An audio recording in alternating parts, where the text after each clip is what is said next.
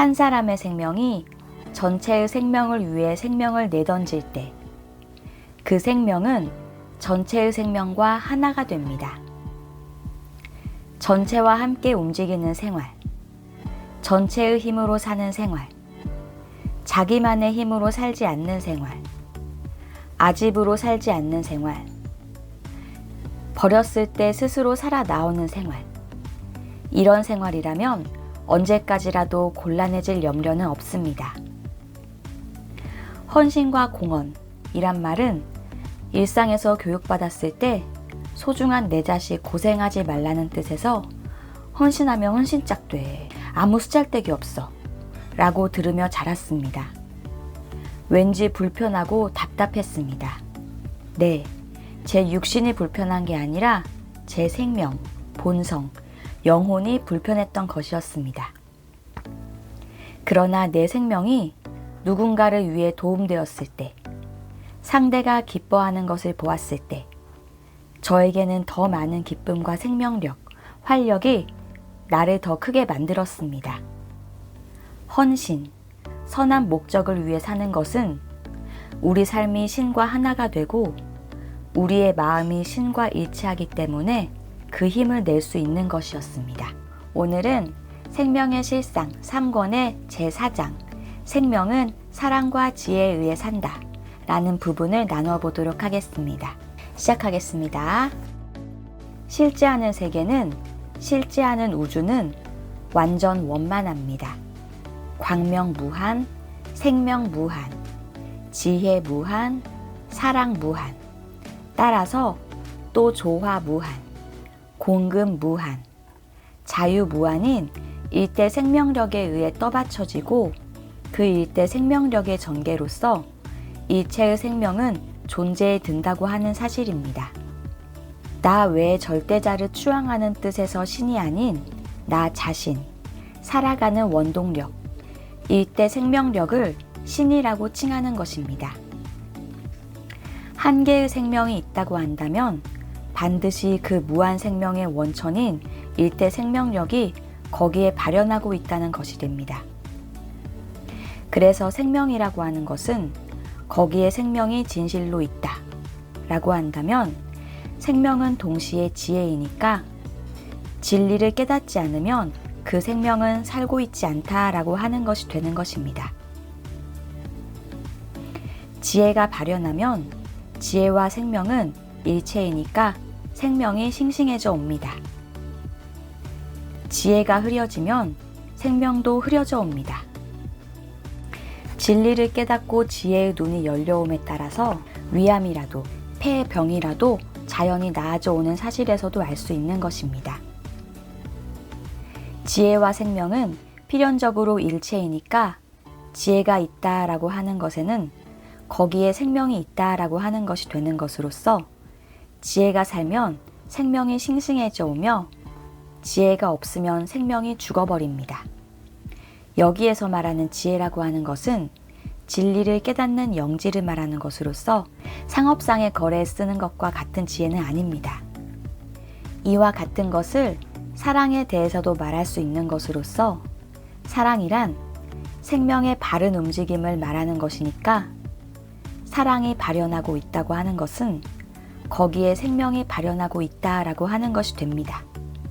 그러니까 사랑을 발현케 하고 사랑의 행동을 항상 사실로 나타내고 있는 동안은 그 사람은 병에 걸리지 않으며 현재 병에 걸려 있는 사람이라도 사랑을 발현시키고 있는 동안은 병이 나아지고 있는 것입니다. 한 가지 예화를 읽어보겠습니다. 전날 생장의 집 지우 6월 모임에 오사카로부터 기타무라 츠도무 씨가 오셨습니다. 이분은 망막 박리증이라고 해서 안과 의사로서는 치료의 길이 없는 그런 난치증의 눈병에 걸려 있었습니다. 생명의 실상을 자신을 위해 읽게 되면 단 한쪽 반을 읽는 것만으로도 안저가 아프고 후두부가 아파서 계속 읽을 수가 없다는 것이었습니다. 그런데 어느 날 밤 친지의 만성병자를 고쳐드리고 싶다고 하는 사랑의 염원에서 성전, 생명의 실상을 가지고 가서 병자의 머리맡에 읽어드렸습니다. 병자의 머리맡에는 희미한 전등이 켜져 있어서 그 약한 불빛으로는 도저히 중증의 눈병 환자인 기타무라 츠도무 씨에게는 한쪽을 읽을 힘도 없다고 생각되었습니다. 그러나 불가사의 기타무라 씨는 쑥쑥 읽어 내려갔습니다. 30쪽, 40쪽. 아직 눈이 필요하지 않고 50쪽이나 읽었다고 기타무라 씨는 말씀하셨습니다. 기타무라 씨 개인에게 깃들인 힘은 적지만 사랑은 자타가 일체가 되는 것으로 육체를 초월한 대생명의 힘이 발현하는 것이니까 기타무라 씨 자신의 육체를 초월한 힘이 발현했던 것입니다. 많은 사람은 남에게 사랑을 베풀면 자기 자신이 줄어드는 것으로 생각하고 계실지 모릅니다만 이 신뢰가 말해주듯이 결코 그런 것은 아닙니다. 사랑을 베풀 때는 우리들 개개의 생명이 대생명과 일치가 되고 한층 크게 생장하는 것입니다. 베풀면 우리들의 생명력이 오히려 늘어난다는 것은 우리들의 생명이라고 하는 것이 오직 이 자기의 육체 속에만 있는 것이 아니라고 하는 증거가 되는 것입니다. 육체라고 하는 무한의 물질로부터 나오는 만큼의 힘이라고 하면 물론 베풀면 베푸는 만큼 줄어드는 것입니다. 대야의 물이라면 그 대야 안에만 있는 것이니까 그 물을 퍼내는 만큼 줄어듭니다. 그러나 풍부한 수맥에 연결되어 있는 우물의 물은 퍼내도 줄어들지 않습니다. 이 퍼내도 줄어들지 않는 것은 우물의 물은 그 우물 안에만 있는 것이 아니기 때문입니다. 그것과 마찬가지로 우리들의 생명력이라고 하는 것이 베풀면 베푸는 만큼 늘어난다고 하는 기이한 현상을 보이는 것은 우리들의 생명력은 우리들의 육체 속에만 있는 것이 아니라 육체의 경계를 넘어서 흐르고 있는 광대무변한 생명이 우리들의 생명이기 때문입니다. 우리들의 육체는 우물과 같은 것입니다. 그것은 실로 광대무변한 지하수의 흐름의 일개 출구에 지나지 않는 것으로서 우리들의 생명은 본거지는 눈에 보이는 육체 속에 있는 것이 아니고 오히려 눈에 보이지 않는 무변 무한의 지하수야말로 우리들의 생명인 것입니다.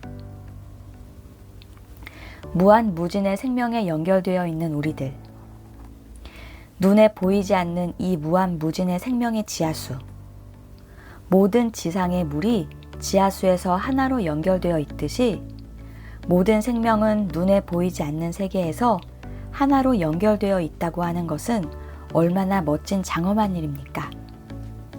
이 멋진 장엄한 위대한 생명의 흐름이 모든 눈에 보이는 사물의 배후에 있어 마음의 법칙, 즉 염의 필름을 통하여 일체는 모습으로 화해서 나타난다 라고 하는 법칙에 따라서 일체의 현세의 사물을 이 세계에 현현시키고 있는 것입니다.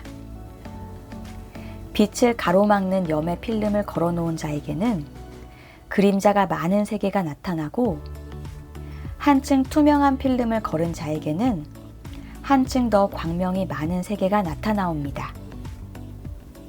이 세상에는 이렇게 하여 광명과 암흑이 나타나고 건강과 불건강이 나타나고 행복과 불행이 나타납니다.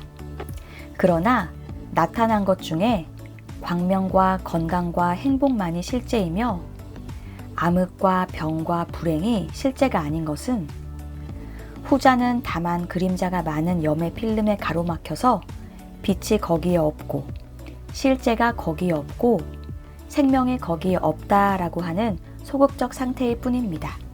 그러니까 없는 것은 없다고 할 수밖에 없습니다. 암흑은 이 세상에 없습니다. 병은 이 세상에 없습니다. 불행은 이 세상에 없습니다. 이 세상에 생명의 물이 없다고 투덜대고 있는 것은 모두 진실로 생명의 물이 없는 것은 아니고 생명의 우물을 파지 않았기 때문입니다. 생명의 우물의 물을 깊이 파면 팔수록 물은 무한하게 솟아오릅니다. 그러니까 생명이 고갈되어 있다고 하는 상태, 즉 병이라고 하는 상태, 불행이라고 하는 상태는 본래 없습니다. 거기에는 실제가 흘러 들어오지 않고 있다고 하는 것, 즉 실제가 없는 비실제라고 하는 소극적 상태인 것 뿐입니다. 따라서 병도 비실제라는 것입니다. 절대적인 유일 완전한 신은 그것이 절대적이기 때문에 우리들 속에 널리 가득 차고 가득 차 넘칩니다. 우리들은 그 신의 안에 존재하고 우리들이 그 신에 대해서 마음을 열면 신의 생명의 흐름이 현실 세계로 흘러 들어옵니다. 이 마음을 연다고 하는 것은 어떤 것이냐라고 하면 염의 필름을 그림자가 없는 것으로 만들고 밝은 상에 필름을 걸어서 영사기를 회전시키면 무대의 스크린에 영화가 비추어지는 것과 같이 마음에 떠오르는 사념을 밝은 것으로 만드는 것입니다. 이렇게 하면 이 현실 세계가 밝아집니다. 마음이 밝아지려면 어떻게 하면 좋은가? 그것은 애써 웃도록 하는 것만으로도 마음이 밝아집니다. 그렇지만 진실로 근본적으로 마음이 밝아지자면 인간 본래, 신의 자식이라고 하는 진리를 아는 것과 인간 본래, 신의 자식인 사실을 사는 것, 즉 사랑을 실제 생활에 나타내는 것이 제일 중요합니다. 표정을 밝게 하고 마음을 밝게 하는 것은 모든 선행 중에서 수위에 놓아야 합니다. 사랑이라고 하든가 선이라고 하는 것을 사람에게 물질로 베푸는 것이라고만 생각하고 있는 것은 잘못입니다. 그보다도 한층 더 소중한 것이 있습니다. 그것은 밝고 좋은 마음의 파동을 사람들에게 베푸는 것으로서 이것은 모든 선행 중에 왕자라고 말할 수 있는 것입니다. 항상 밝은 생활로서 어두운 그림자를 가지고 있지 않은 생활입니다. 대생명의 파장과 조화를 이루는 생활이 아니면 안 되는 것입니다. 대생명, 즉 신은 자유자재한 원망 구조, 완전히 무한히 싱싱하며 편안한 힘에 가득 찬 생명적 파동이라고 말할 수 있습니다. 이 생명적 파동과 조화를 이룬 생활이야말로 저절로 밝고 명랑한 생활이 되어오는 것입니다.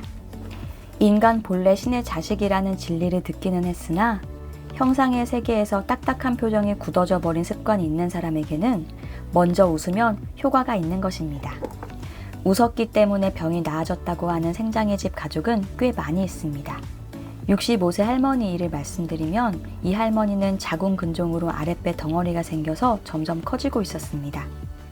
뱃속에 덩어리가 생긴 것은 음기가 엉겨 있는 것이니까 웃도록 하라고 일렀는데 매일 애써 웃도록 했더니만 점점 그 근종이 작아져서 나아졌다고 하는 얘기는 이미 전장에 쓰여져 있는 대로입니다. 우리들의 본래상, 실제상, 그것은 이미 구원되어 있습니다. 이미 건강합니다. 이미 행복합니다. 처음부터 구원되어 있는 것이니까 구원되는 것도 구원되지 않는 것도 없습니다. 처음부터 완전 원만, 자유자재한 신의 자식이고 신 그 자체입니다. 그러니까 우리들은 그 본래상을 어찌한다든가 어찌하지 않는다고 하는 것은 문제가 되지 않습니다. 우리들에게 있어서 문제가 되는 것은 그 본래상이 어떻게 하여 현상세계에 비추어져 오느냐 하는 것입니다. 그것도 별로 어려운 문제는 아닙니다. 완전 원만한 어버이신 신과 자기가 연결되어 있습니다. 무한한 생명인 신과 자기가 연결되어 있습니다.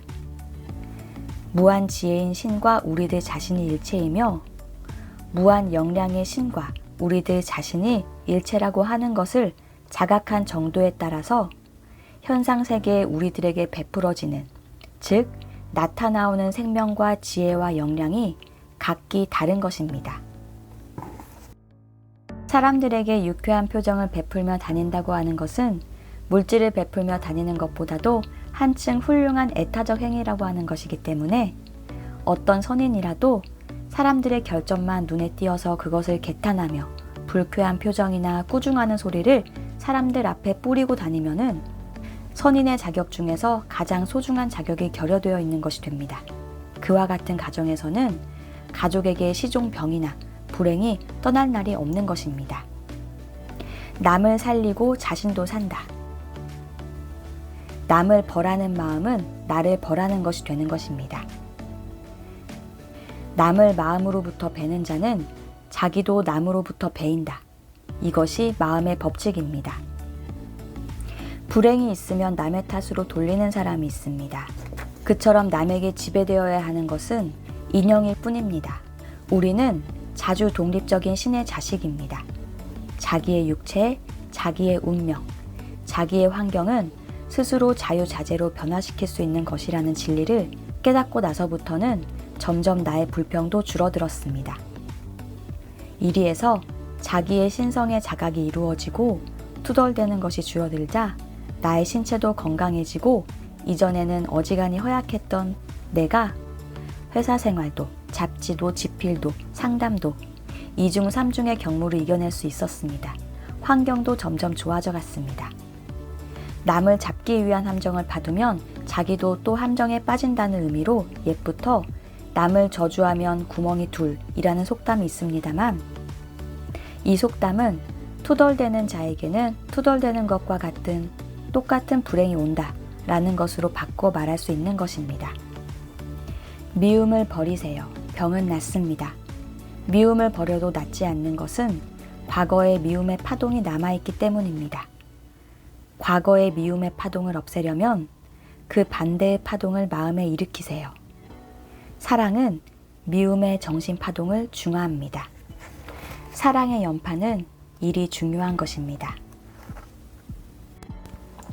영계나 유계뿐 아니라 현세에서도 실제로 이것을 누구누구에게 보내고 싶다 라고 생각하면 반드시 전달됩니다. 우리들은 보내드리고 싶은 것에 그 드리고 싶은 상대방의 이름을 써서 우체국이나 소포, 택배를 가지고 가면 전달됩니다. 이것은 상대에게 전달하고 싶다는 염이 구상화된 것입니다.